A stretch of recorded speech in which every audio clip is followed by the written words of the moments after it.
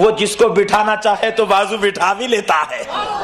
غوث اعظم کو بٹھایا تھا, غوث نے نظر ڈالی تو خواجہ غریب نواز کو بٹھا لیا, غوث نے نظر ڈالی تو بندہ نواز کو بٹھا لیا, غوث نے نظر ڈالی تو قطب الدین بختیار کاکی کو بٹھا لیا, غریب نواز نے نظر ڈالی تو صابر پیا کو کلیر میں بٹھا دیا, غریب نواز نے نظر ڈالی تو دنیا کے خطے خطے میں اپنے محبوبوں کو بٹھا دیا. بتایا سن, میں خدا کا انتخاب ہوں اور میں جو چاہوں جیسے چاہوں کر سکتا ہوں, ہاتھ میرے ہے, قوت خدا کی ہوتی ہے, سبحان اللہ, نظر میری ہے, دیکھنا خدا کا ہو رہا ہے, زبان میری ہے, قوت اور گویائی کلام کی قوت خدا کی ہوتی ہے. میں اگر کہہ دوں, ولی کہہ رہا ہے, میں اگر کہہ دوں تو چور بھی ابدال بن جاتا ہے. میں اگر کہہ دوں خنسا ہجڑا میرے پاس آئے تو ماں بن جاتا ہے. سبحان اللہ. اس لیے اجمیر میں پورے خنسا ایک ساتھ آتے عرس میں. غریب نواز نے ان کو بیٹا دے دیا تھا. پیارے بزرگ اور دوستو, اللہ کے ولی کی نظر کا کمال ہے. اللہ کا ولی جو چاہتا ہے اللہ اسے پورا کرتا ہے, کیونکہ ولی خدا کا انتخاب ہے. کڑپا کی سیٹ چلے گئی تو کیا ہوا کہ مرکز سے کنیکشن ٹوٹ گیا تھا, حالات سنبھل نہیں رہے تھے تو پھر سے اب ٹینشن. لیکن جب ملا ہوا تھا, یہاں پر برابر روڈیں بھی بن رہی تھی, الیکٹریسٹی بھی ہو رہی تھی, ڈرینیج پرابلم سالو ہو رہی تھی, بڑے بڑے مسئلے ڈیل ہو رہے تھے, مرکز سے کنیکشن جڑا ہوا تھا, دلی سے کڑپا کنیکشن تھا, مسئلے حل ہو رہے تھے, ٹوٹ گیا, مسئلے خراب ہو گئے. تو ولی کا کنیکشن بھی خدا سے جڑا ہوا ہوتا ہے. سبحان اللہ. ادھر جا کے بولے حضرت 2 بچے ہیں, تیسری بچی ہونا, ٹھہر خدا کو بول دیتا ہوں. سبحان اللہ. مرکز سے کنیکشن جڑا ہوا ہے, ولی سنتا ہے, خدا سے کہتا ہے, خدا کہتا ہے تو دینا چاہتا ہے دے دے تو میرا غلام خوش ہو جائے گا, بولے لے تیری خوشی کے خاطر دے دیتا ہوں. سبحان اللہ. سبحان اللہ. غریب نواز حضرت خواجہ حضرت غوث اعظم کی بارگاہ سے ایک خاتون کا گزر ہو رہا تھا, بڑھیا تھی, بہو کو ساتھ میں لے کر جا رہی تھی, رو رہی تھی. حضرت غوث اعظم بچے تھے, 7 سال کی عمر کے تھے, بال لے کر کھیل رہے تھے. غوث اعظم نے بڑھیا کو دیکھا, رحمت للعالمین کے خاندان کا ہے, کسی کو روتا ہوا نہیں دیکھ سکتا. پوچھا مائی کیوں رو رہی ہے؟ کہا تو بچہ ہے, تجھے کیا معلوم ہے؟ بول کے تو دیکھ لے بچہ ہے یا بوڑھا پتا چل جائے گا. کہا نہیں تو بچہ ہے. بولے مائی ذرا بول کے تو دیکھ. کہا یہ جو عورت میرے پیچھے ہے یہ میری بہو ہے, مجھے ایک ہی لوتا ایک بیٹا ہے اور یہ میری بہو کبھی ماں نہیں بن سکتی, اس لیے افسوس سے جا رہی ہوں. کہا مائی ٹینشن مت لے, جا, اللہ تجھے 11 بیٹے دے دے گا. رونے والی چھوٹے بچے کے منہ سے بڑی بات سنی تو مسکرائی, چلے گئی. پیارے بزرگ اور دوستو, کیا ہوا, دوسرے ہی دن خبر ہو رہی ہے کہ بہو حاملہ ہے.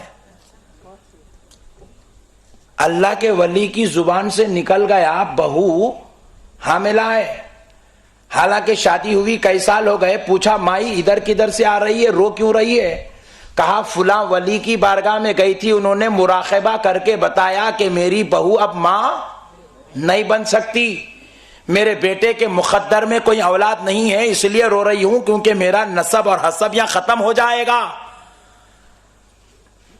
حضرت غوث اعظم نے کہہ دیا 11 بیٹے ہوں گے. چند دنوں بعد خوشخبری مل گئی کہ بہو حاملہ ہے, ایک بیٹا ہوا, دوسرا ہوا, تیسرا ہوا, 11 ہو گئے 11 سال میں. اور دیکھتی کیا ہے کہ پورے 11 پوتروں میں ولایت والی صفات موجود ہے. سبحان اللہ. سبحان اللہ. عام بیٹا نہیں, ولی پیدا ہو رہا ہے. اب غوث اعظم وہ بچے کو ڈھونڈنے کے لیے وہ ماں نکلی, چپا چپا ڈھونڈتی رہی, غوث اعظم نہیں ملے. کانوں میں ایک دن رکعت پڑ گئی کہ 18 سال کا ایک نوجوان اپنے ولی ہونے کا اعلان کر رہا ہے, اپنے غوث ہونے کا اعلان کر رہا ہے. اپنے قطب ہونے کا اعلان کر رہا ہے، اللہ کے محبوب ہونے کا اعلان کر رہا ہے. نبی نے جس طرح نبوت کی اعلان کیا تھا یہ اپنی ولایت کا اعلان کر رہا ہے. تو سمجھ گئی وہی 7 سال والا بچہ ہوگا. اب اس کی عمر 18 سال ہے تو 11 سال کا وقت بیت گیا. اب بھاگی بھاگی دوڑی دوڑی غوث اعظم کا پتہ پوچھی گھر پہ آ گئی. غوث اعظم نے جیسے ہی دیکھا چہرہ پلٹا لیے، آ کے قدموں میں گر گئی. کہا بیٹا تو وہی ہے نا جو 11 سال پہلے مجھے پوتروں کی خوشخبری دیا تھا؟ کہا ماں ہاں میں وہی ہوں. پوچھا بیٹا اس وقت میں زمانے کے سب سے بڑے ولی کی بارگاہ سے آ رہی تھی، وہ مراقبہ کر کے بتائے کہ میرے بہو کے مقدر میں، میرے بیٹے کی مقدر میں کوئی اولاد نہیں ہے. پھر تو نے کہا 11 بیٹے ہوں گے تو مجھے 11 بیٹے پوترے ہو گئے. بیٹا ذرا بتا اگر آپ کی بات سچی ہے اور وہ کرامات میں دیکھ رہی ہوں وہ ولی غلط کیسے ہو گئے؟ تو کہا مائی خبردار سن لے، ولی کو غلط نہ کہنا، ولی غلط نہیں ہوتا. وہ جو ولی نے مراقبہ کر کے کہا تھا وہ حقیقت تھی. وہ لوہے محفوظ کو دیکھ کر کہہ رہے تھے لوہے محفوظ میں تیرے بیٹے کے مقدر میں کوئی اولاد نہیں تھی. انہوں نے وہ کہا جو دیکھا. اور مائی سن، جب تک تو میرے پاس آئی تھی تو تیرے بیٹے کے مقدر میں کوئی اولاد نہیں تھی، لیکن میں نے محبت سے کہہ دیا تاکہ تیرا رونا ختم ہو جائے، تیرے چہرے پہ خوشی آ جائے. تجھے خوش کرنے کے لیے میں نے کہہ دیا جا تجھے 11 بیٹے ہوں گے. اللہ نے گوارا نہ کیا کہ غوث کی زبان کے کلمات مٹ جائے. رب نے کہا اے میرے غوث اگر تو کہتا ہے اب تک تو لکھا ہوا نہیں تھا، لے تیری زبان سے نکل گیا تو خدا لوہے محفوظ پہ لکھ دیتا ہے. نعرے تکبیر، نعرے رسالت، علماء اہل سنت، غوث کا دامن. اللہ کے ولی کی زبان ہوتی ہے، قوت خدا کی ہوتی ہے. سبحان اللہ. زبان سے نکل جائے ہو کے رہتا ہے. اس لیے پیارے بزرگ اور دوستو اولیاء اللہ کی چھت و چھایا میں رہنا چاہیے. مسئلے بڑے آسانی سے حل ہو جاتے ہیں. جو بزرگوں کا دامن چھوڑ دیتا ہے وہ تباہ و تاراج نیست و نابود ہے. گلی گلی کوچے کوچے کھٹکا مارنے کے باوجود بھی پھر بھی کڑپا کا چورستہ غلاموں سے بھرا ہوا ہے. اب وہ جلسہ دیکھتے ہیں تو آپ کو نہیں معلوم ان کو کتنی تکلیف ہوتی، مجھے معلوم ہے. کس طریقے سے ان کے سینوں پہ سانپ دوڑتے ہیں وہ میں جانتا ہوں. پیارے بزرگ اور دوستو اتنی محنتیں کرنے کے باوجود بھی کامیابی ان کے ہاتھ میں نہیں ہے، کیونکہ اولیاء کا دامن ان کے ہاتھ میں نہیں ہے. وہ اولیاء اللہ کی جماعت کے ماننے والے نہیں ہیں، اس لیے کامیابی ان کے پاس نہیں ہے. خدا کی قسم لاکھ کوششیں کرنے کے باوجود بھی آپ دیکھ لو غلامان مصطفیٰ کامیابی کی طرف ہے، کیونکہ اولیاء کا دامن ہمارے پاس ہے. اب آؤ پیارے بزرگ اور دوستو، آپ کہیں سونے کے موڑ میں تو نہیں؟ ہاں ماشاءاللہ. آپ کو دیکھ کر مجھے پتا چل رہا ہے کہ میں حیدرآباد میں تقریر کر رہا ہوں. آپ لوگ تو اتنے شعور والے لوگ ہیں. پیارے بزرگ اور دوستو قربان جائیں اللہ کے ولی کے مقام پر. اللہ نے اپنے ولی کو وہ مقام اور وہ عظمت عطا فرمایا. سرکار غوث اعظم ارشاد فرماتے ہیں کہ میں اس کائنات کو ایسے ہی دیکھتا ہوں جیسے ہتھیلی میں رائی کا دانہ. ذرا زور سے. ایسے ہی کائنات کو دیکھتا ہوں جیسے ہتھیلی میں تم رائے کا دانہ دیکھتے ہو. یہ کرامت، یہ غوث اعظم کا مقام ہے. جلسوں میں بولے تو دوسرے دن صاحب کیا کرتے معلوم؟ کیا گیت بول کے گئے تمہارے مولانا؟ ہتھیلی میں کہتے دنیا کو دیکھتے. کہاں سے دکھتی رے بابا؟ تمہارے مول صاحب بھی عجیب بات ہے، کئی کو بلائے اتنی دور سے ان کو. ایسا بول کے ہمارے نوجوانوں کا ذہن خراب کرتے ہیں. اسی لیے میں کل صبح جو ہونے والے سوال ہے اس کا بھی مسئلہ حل کر دیتا ہوں. سبحان اللہ. پیارے بزرگوں اور دوستو دیکھیے، انسان جب جب اولیاء اللہ کے مقام، ان کی عظمتوں کو انکار کرتا گیا تو خدا نے ان کرامتوں کا ظہور ٹیکنالوجی میں کر دیا، تاکہ جب انسان اس ٹیکنالوجی کو مان لے گا تو پھر ماننا پڑے گا کہ جب ٹیکنالوجی کا یہ کمال ہے تو اللہ کے ولی میں کیوں نہیں ہو سکتا ہے. پیارے بزرگوں اور دوستو دیکھیے، ابھی ہم لوگ کڑپا میں داخل ہوئے تو ہوٹل کے حجرے میں ایک چھوٹا سا ٹی وی رکھا ہوا تھا، اس کے اوپر ورلڈ کپ چل رہا ہے، میچ. فرینکلی ٹینشن نہیں لینا، میچ 21 انچ کا ٹی وی ہے، کلر میں میچ دکھایا جا رہا ہے، ورلڈ کپ کا میچ ہے، اور کیمرہ ایروپلین کے ذریعے سے، کیمرے سے، سیٹلائٹ کے ذریعے سے میچ کو لائیو ٹیلی کاسٹ کیا جا رہا ہے. دیکھنے والا ٹی وی پر دیکھ رہا ہے کہ پورا گراؤنڈ بتایا جا رہا ہے.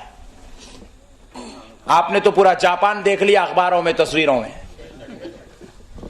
سیٹلائٹ فوٹوز لی جاتی ہے سیٹلائٹ کے ذریعے سے، ایروپلین کے ذریعے سے، تو جاپان کا تقریباً حصہ آ گیا. گراؤنڈ تو پھر بھی چھوٹی بات ہے، لیکن مان کے چلو کہ تھوڑی دیر کے لیے سمجھنے کے لیے اسی کو ہم مثال بنا لیتے ہیں. لائیو ٹیلی کاسٹ ہے اور پورے گراؤنڈ کو بتایا جا رہا ہے، اور گراؤنڈ کے اندر تقریباً 50,000 آدمیوں کا مجموعہ بیٹھا ہوا ہے، اور ابھی 50,000 آدمی بیٹھنے کی اتنی جگہ پویلین کی خالی پڑی ہوئی ہے جس میں چند لوگ میچ کھیل رہے ہیں. پیارے بزرگ اور دوستو، اتنی بڑی جگہ کو بتایا گیا، ایک 21 انچ کی ٹی وی پر دیکھ رہے ہیں. سبحان اللہ. وہی اگر کسی جھوپڑ پٹی میں غریب آدمی کے پاس چلو تو پورٹیبل ٹی وی 14 انچز کی ٹی وی پر وہ دیکھ رہا ہے. کڑپا کے کسی ایک مشہور آدمی چوراہے پر چلو، پان ڈبے پر ایک اور چھوٹی ٹی وی لگا لیا 4 انچ کی، وہ گراؤنڈ وہاں بھی دکھ رہا ہے. ایک غریب مسلمان کڑپا کا چائنا کا موبائل لے لیا، وہی گراؤنڈ کو ہتھیلی میں دیکھ رہا ہے. سبحان اللہ.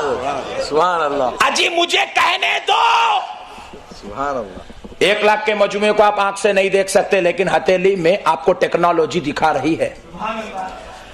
میں نے پوچھا میاں کیا دیکھ رہے ہو؟ بولے حضرت میچ دیکھ رہا ہوں. اسکور کتنا ہوا؟ وہ بھی بول رہا ہے. بولے لائیو ٹیلی کاسٹ؟ بولے جی ہاں لائیو. کون کھیل رہا ہے؟ میں اس کا نام نہیں لیتا، لائٹ لے لو. پیارے بزرگوں اور دوستو، پتا کیا چلا؟ جو منظر ناگپور کے گراؤنڈ پر ہو رہا ہے وہ کڑپا کی ہتھیلی میں دکھ رہا ہے. سبحان اللہ. 1 لاکھ کا مجموعہ ہو تو 1 لاکھ کا مجموعہ ہتھیلی میں. جاپان کا سائیکلون ہو تو جاپان کی ساری تصویر آپ کی ہتھیلی میں. میں نے پوچھا بھائی یہ ہتھیلی کے اندر جنت کہاں سے دیکھ رہا ہے؟ بولے مل صاحب کیمرے کا کمال ہے. کس نے بنایا؟ وہی جاپان نے، جو آج تباہ ہو چکا ہے. دنیا والوں کو ہتھیلی میں جنت دکھانے والا خود دوزخ بن گیا، کیونکہ وہاں کوئی ولی نہیں تھا. بے شک بے شک.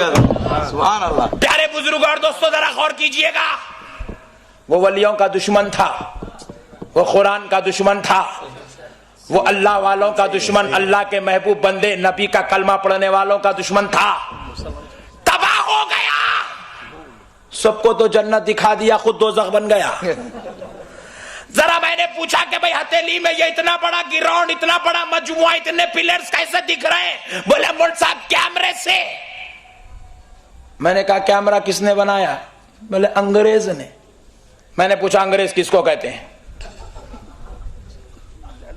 آدھی چڈی گوری چمڑی کو انگریز کہتے ہیں. انگریز وہ ہے جو شراب پیے. تعریف کر رہا ہوں، برا مت مانی، حقیقت ہے. آپ مانو تو بھی چلے گا، نہیں مانو تو بھی چلے گا. سمجھ میں آئے تو قبول، ورنہ واپس حیدرآباد لے جاؤں گا. پیارے بزرگ اور دوستو، انگریز وہ ہے جو شراب پیتا ہے، انگریز وہ ہے جو زنا کرتا ہے، انگریز وہ ہے جو بدجنور کھانا جائز سمجھتا ہے، انگریز وہ ہے جو حرام خوری کرنے کو گناہ نہیں سمجھتا۔ ارے جب اتنا بڑا گناہگار ہو اس پر خدا کا فضل ہو جائے تو وہ ہتھیلی میں 1,00,000 کا مجموعہ دکھا سکتا ہے، تو مجھے کہنے دو جب فضل انگریز پر ہوا وہ لاکھوں کا مجموعہ ہتھیلی میں دکھا دیا، اگر وہی فضل غوث اعظم پر ہو جائے اور وہ ہتھیلی میں دنیا کو دیکھ لے تو کیا تعجب کی بات۔ نعرے تکبیر، نعرے رسالت، غوث کا دامن، خواجہ کا دامن۔ اولیاء اللہ دنیا کے انتخاب کا نہیں، خدا کے فضل کا نام ہے۔ اللہ جس پہ فضل کرتا ہے وہ ولی بنتا ہے۔ پیارے بزرگ اور دوستو، ہمیں ضرورت ہے کہ ہم ولی کو سمجھنے سے پہلے خدا کی قدرت کو سمجھیں، خدا کیا کر سکتا ہے کیا نہیں کر سکتا۔ ولی اپنی طرف سے کچھ نہیں کرتا، وہی کرتا ہے جو خدا اس سے کرواتا ہے۔ خدا جو اس سے کروانا چاہتا ہے ولی وہی کرتا ہے۔ اس لیے میں کہتا ہوں کہ جو اولیاء اللہ کا دیوانہ ہو گیا وہ دنیا میں بھی کامیاب، وہ آخرت میں بھی کامیاب ہے۔ دو باتیں سن لو، اپنی بات ختم کرتا ہوں۔ ہمارے حیدرآباد میں فسلان سر میں ایک بزرگ رہتے ہیں جن کا نام حضرت سید احمد بادپا رحمت اللہ علیہ۔ بادپا جو آپ کا لقب ہے، آپ کا نام سید احمد ہے، آپ کو بادپا کہتے ہیں کیونکہ آپ ہوا میں اڑ رہے تھے، ہواؤں میں اڑتے تھے۔ صاحب بولے مول صاحب انہوں آدمی چنا جی ہواؤں میں اڑتے تھے، دیکھے آپ لوگ؟ ہم بولے ہم نہیں دیکھے، دیکھے سو والے بولے تو یقین کر لیے۔ تو شک میں ٹینشن میں ہے، ہم لوگ یقین کر لے کہ خاموش ہے، مسئلہ حل ہے کیا بھائی؟ شک کرے تو مسئلے پورے خراب ہوتے۔ دیکھو آپ آر یا پار، ادھر یقین یا ادھر یقین، ادھر یقین کر لیا تو زندگی خوش، ادھر یقین کر لیا تو دوسری شادی کا چانس ہے۔ شک کرا تو شوگر کی بیماری ہے، بی پی کا ٹینشن ہے، پھر مسئلہ چاکا مائچ ہے۔ اس لیے ہم لوگ یقین کر لیے، بڑے اطمینان سے ہے، شک کبھی نہیں کرنا۔ اڑے تو کیسا اڑے ہوں گے، کیسا کرتے تھے ہوں گے، کیا ارے اللہ کا ولی ہے بھائی، اڑا ٹینشن کی کیا بات ہے؟ بولے مصحف کیسا اڑے ہوں گے، تو اب ایگزامپل دینا ضروری ہو جاتا ہے۔ اللہ کا ولی ہواؤں میں اڑتا ہے اور بے شک اللہ نے اسے وہ قوت دی، تصرف دے دیا۔ وہ ہواؤں میں اڑے تجھے اسے اختیار ہے، وہ آسمانوں کی سیر کرے اسے اختیار ہے، وہ زمینوں کی سیر کرے اسے اختیار ہے، وہ اپنے غلاموں کے گھر آ جائے اسے اختیار ہے۔ کڑپا سے غلام آواز دے رہے ہیں بغداد سے غوث آ جائے تو اختیار ہے۔ کڑپا کے غلام آواز دے رہے ہیں اجمیر والا غریب نواز آ جائے تو اختیار ہے۔ کڑپا کے غلام آواز دے رہے ہیں گلبرگہ سے بندہ نواز آ جائے تو اختیار ہے۔ کڑپا کے غلام آواز دے رہے ہیں حیدرآباد سے بابا شرف الدین آ جائے تو اختیار ہے۔ اللہ نے ان کو وہ پاور دیا ہے، وہ آ سکتے ہیں۔ پیارے بزرگ اور دوستو، اب ذرا دیکھیے، لوگ نہیں مانتے کہ ولی ہواؤں میں کیسے اڑتا ہے۔ میں نے پوچھا حج کو گئے تھے؟ میں نے گئے تھے ٹرین سے؟ بولے نہیں پلین سے۔ میں نے پوچھا کون سے پانی میں تیرتا ہوا گیا؟ بولے کیا عمل صاحب، پلین تیرتا نہیں ہوا میں اڑتا۔ پلین ہوا میں اڑتا؟ کتنے لوگ بیٹھے تھے؟ 2؟ ارے کیا عمل صاحب 500 آدمی بیٹھے تھے، 300 آدمی بیٹھے تھے۔ 300 آدمی کو بٹھا کے پلین اڑ گیا۔ میں نے پوچھا پلین کسی جن کا نام ہے؟ بولے نہیں نہیں، ایک لوہے کے ٹکڑے کا نام ہے۔ میں نے کہا لوہے کا ٹکڑا اڑنے کی صلاحیت کہاں سے لایا؟ پوائنٹ نوٹ کیا جائے۔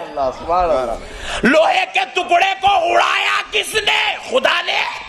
بولے نہیں، انگریز نے۔ انگریز میں اتنی صلاحیت آ گئی کہ وہ لوہے کے ٹکڑے کو کڑپا سے اڑا رہا ہے، مدینے میں لے جا رہا ہے۔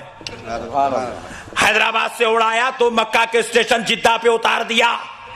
یہاں کے ایئرپورٹ سے اڑا تو وہاں کے ایئرپورٹ پر پیارے بزرگوں اور دوستوں ایک انگریز میں اتنا کمال ہے کہ وہ لوہے کے ٹکڑے میں صرف لوہے کو نہیں اس کے بیچوں بیچ 300 آدمیوں کو بٹھا کر ہوا میں اڑا رہا ہے. میں نے کہا خدا کا فضل انگریز پر ہو گیا, وہ ہواؤں میں انسانوں کو اڑا رہا ہے. ارے جب انگریز پر فضل ہو وہ 300 آدمی کو اڑا لے تجھے ٹینشن نہیں, خدا اپنے فضل سے ولی کو اڑا دے تو ٹینشن کی کیا بات ہے. اللہ کا ولی ہے, اللہ اپنے فضل سے اڑا رہا ہے. اللہ کا ولی تصرف کر کے جائے تو کوئی تعجب کی بات نہیں ہے. بے شک. پیارے بزرگ اور دوستو, یہ اولیاء اللہ کا تصرف, خدا کا فضل, مصطفیٰ کا صدقہ ہے. اب آخری بات سن لیجئے, بڑی پکی بات ہے. بعض لوگوں کو قرآن حدیث سمجھ میں نہیں آتی, مگر یہ بات ضرور سمجھ میں آ جائے گی کیونکہ ان کے مولوی صاحب نے کہا ہے. اشرف علی تھانوی صاحب مغرب کی نماز کے بعد روزانہ اپنے مریدوں کو درس دیتے تھے. ان کا نے بھی مریدی کا سسٹم تھا. اشرف علی تھانوی صاحب مرید بناتے تھے, مگر ان لوگ بعد والے بولے نہیں سب بیکار بات ہے, نہیں کرنا, حضرت بھی غلط کرے بولے. اللہ اللہ اللہ اللہ خیر کرے. کیونکہ ان کو معلوم ہے اگر یہ اجازت دے دی ہے تو پورے جا کے سنی بن جاتے, یہاں کوئی بھی نہیں رہتا. اس لیے بولے نہیں مرید نہیں بنانا. مگر ان کے پاس مرید تھے, آپ پوچھئے. اشرف علی تھانوی صاحب صابریہ سلسلے کے مرید تھے, خلیفہ بھی تھے. تو الغرض اشرف علی تھانوی صاحب روزانہ بیان کرتے تھے, ان کے مریدین وہ متخدین اور شاگرد لکھ لیا کرتے تھے. کتاب بن گئی ایک موٹی تازی, اچھا لکھ لیا, روزانہ جمع ہو گیا, اتنے پیجز بن گئے تو اس کو ایک کتاب بنا دی, اس کا نام دے دیے افادات یومیہ. افادات یومیہ کتاب کا نام ہے, ہر روز کا فائدہ, افادات یومیہ. اس کے اندر 147 صفحہ نمبر پر ایک غوث اعظم کی عظمت لکھی ہوئی ہے. اشرف علی تھانوی صاحب اپنے مریدین و متخدین کو کہتے, سنو مجھ سے مولانا مظفر صاحب قبلہ رحمت اللہ علیہ نے کہا, اس لیے میں ان کی بات پر یقین کرتا ہوں, تم بھی یقین کرو. کون سی بات پر؟ اشرف علی تھانوی صاحب کہہ رہے ہیں کہ ایک دن غوث اعظم کے دھوبی کا انتقال ہو گیا. کس کا بھائی بولو؟ غوث اعظم کے دھوبی کا انتقال ہو گیا اور دھوبی کو لایا گیا, قبر میں تدفین کر دیا گیا. فرشتے آئے, اتاہو ملکان, 2 فرشتے آئے, آ کر پوچھنے لگے من ربو کا. وہ دھوبی بولا میرے کو کچھ بھی نہیں معلوم, بس اتنا معلوم میں غوث اعظم کا دھوبی ہوں. یہ اشرف علی تھانوی صاحب بول رہے ہیں, ہمارے سے پوچھو بھی مت اب دلیل.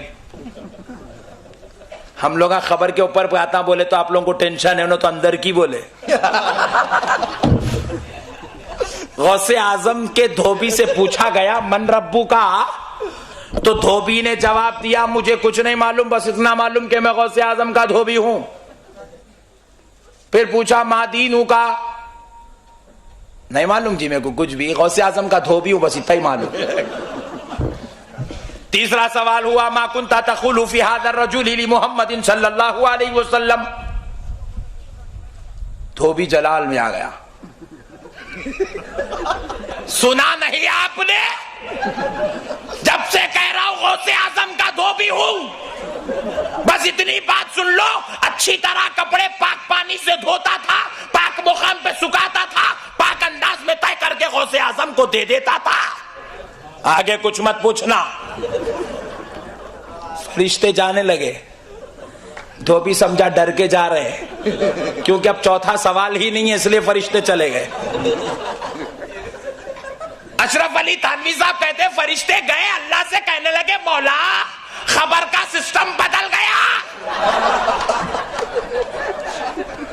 اب تک کوئی آتا تو ربی اللہ, ھذا دین الاسلام, ھذا محمد الرسول اللہ کہتا تھا.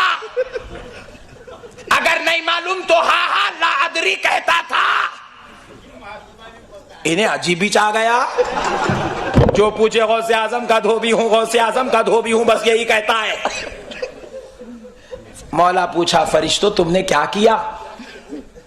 مولا اگر ادھر کا جواب دیتا تو جنت کو بھیج دیتے تھے, ادھر کا جواب دیتا تو دوزخ کی ہوا کھلاتے تھے. انہیں بیچ میں کھڑا ہوا ہے، نہ ادھر کا ہے نہ ادھر کا. مولا نے کہا ہے فرشتوں سنو، اگر وہ ہم کو نہیں پہچانتا تو کیا ہوا، ہمارے غوث کو تو پہچانتا ہے، لے جاؤ اس کا حشر غوث اعظم کے ساتھ کر دو.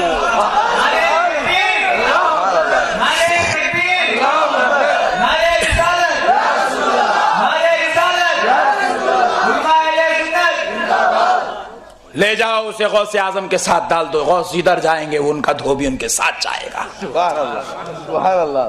یہ کسی سنی نے نہیں لکھا بھائی، اشرف علی تھانوی صاحب کا قول ہے.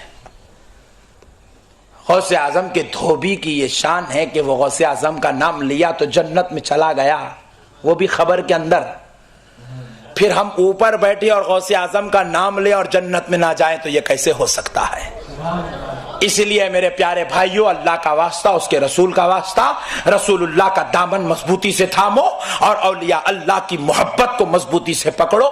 5 وقت کی نماز کی پابندی کرو، نماز کے بغیر کوئی چارہ نہیں ہے. غوث اعظم بھی ہم سے ناراض ہو جائیں گے اگر ہم نماز چھوڑیں گے، رسول اللہ بھی ناراض ہو جائیں گے اگر ہم نماز چھوڑیں گے. ماں باپ کی نافرمانی ہرگز مت کرو، ماں باپ کے ساتھ بدسلوکی ہرگز مت کرو. اللہ والوں کے در کی ٹھوکروں پہ زندگی ضرور گزارو اور خدا کے دربار میں سجدے بھی کرتے رہو، اللہ کی بندگی، مصطفیٰ کی غلامی کرتے رہو، ہر سنت پہ عمل کرتے جاؤ. خدا کی قسم دیکھو، دنیا نیوکلیئر بنا لی لیکن لے کر نہیں گئی. صدام حسین تخت و تاج بنا لیا مگر لے کر کچھ نہیں گیا. راجشیکھر ریڈی صاحب نے جے پی کو اپنا اسٹیٹ تو بنا لیا، خدا کی قسم لے کر کچھ نہیں گئے. ارے جب یہ بڑے بڑے سورما اس دنیا سے کچھ نہیں لے گئے تو آپ کیا لے جائیں گے، میں کیا لے جاؤں گا؟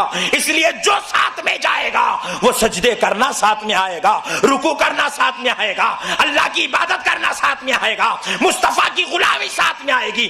اس لیے مصطفیٰ کے غلاموں آج قسم کھا لو کہ مصطفیٰ کی سنتوں پر اور غوث اعظم کے نقش قدم پر زندگی گزارو گے.